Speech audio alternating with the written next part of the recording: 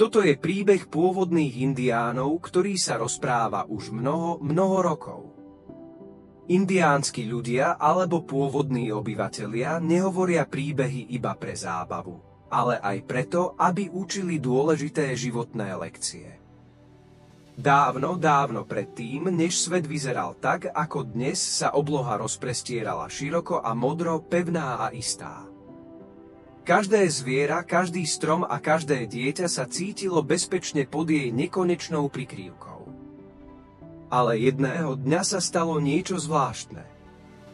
Obloha sa začala lámať. Začalo sa to ako malá čiarka, nie väčšia než tenká vetvička. Najprv si ju nikto nevšimol. No čoskoro sa prasklina rozšírila širšie a širšie, až cez ňu prenikli ostré lúče a spustila sa hrozná búrka. Zvieratá sa vydesili. Jeleň sa triasol.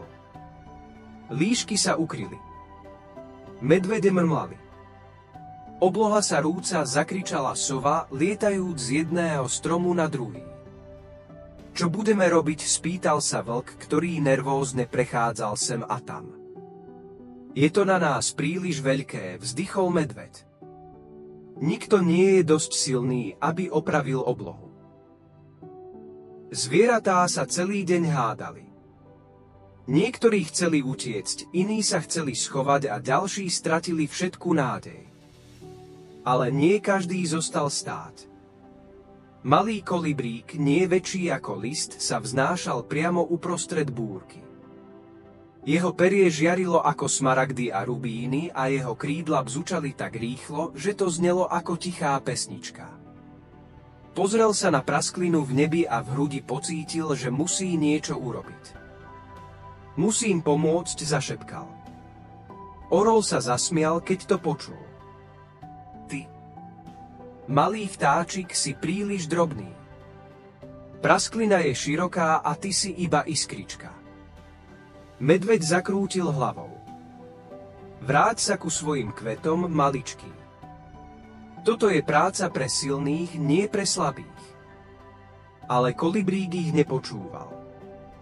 Zletel k rieke, namočil zobáčik do studenej vody a odniesol jednu jedinú kvapku hore k praskline v nebi. Jemne ju pustil, ako by kládol slzu do rany. Potom sa vrátil. A znova. A znova. Ostatné zvieratá ho sledovali. Bláznivý vták šepkali. Myslí si, že jeho malé kvapky opravia oblohu. Kolibrík im však vždy odpovedal. Robím, čo môžem. Jeho krídla nikdy neprestali. Tam a späť lietal.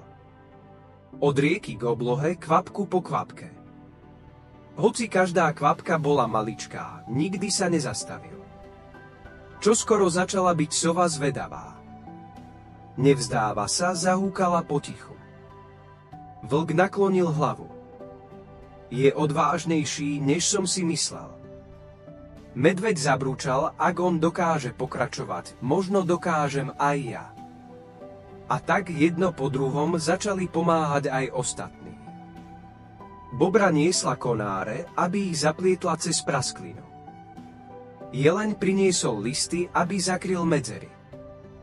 Orol sa vzlietol vysoko a hnal oblaky, aby zastavili búrku. Dokonca aj plachý zajac doniesol mach, aby ním zapchal rany na nebi. Spolu bok po boku pracovali všetky zvieratá, každý priniesol, čo mohol.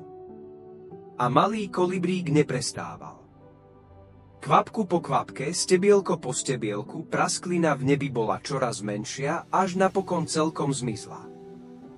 Búrka utíchla. Slnko vyšlo spoza mrakov. A obloha sa opäť rozprestrela široká a celistvá. Zvieratá sa zhromaždili v tichu a sledovali, ako kolibrík odpočíva na vetvičke. Jeho malá hruď sa rýchlo dvíhala a klesala. Sova konečne prehovorila. Maličký, ty si najmenší z nás, no ukázal si najväčšiu odvahu. Pretože si robil, čo si mohol, všetci sme našli silu urobiť to isté. Od toho dňa, vždy keď sa zhromaždia búrky alebo sa zdá, že úloha je príliš veľká, zvieratá si spomenú na kolibríka. A pripomínajú svojim deťom. Nezáleží na tom, aký si malý, vždy môžeš pridať svoju časť. A niekedy to stačí na to, aby sa zmenil celý svet. A ak veľmi pozorne načúvaš počas letnej búrky, možno začuješ bzukot krídel, ktoré nesú kvapky nádeje späť k oblohe.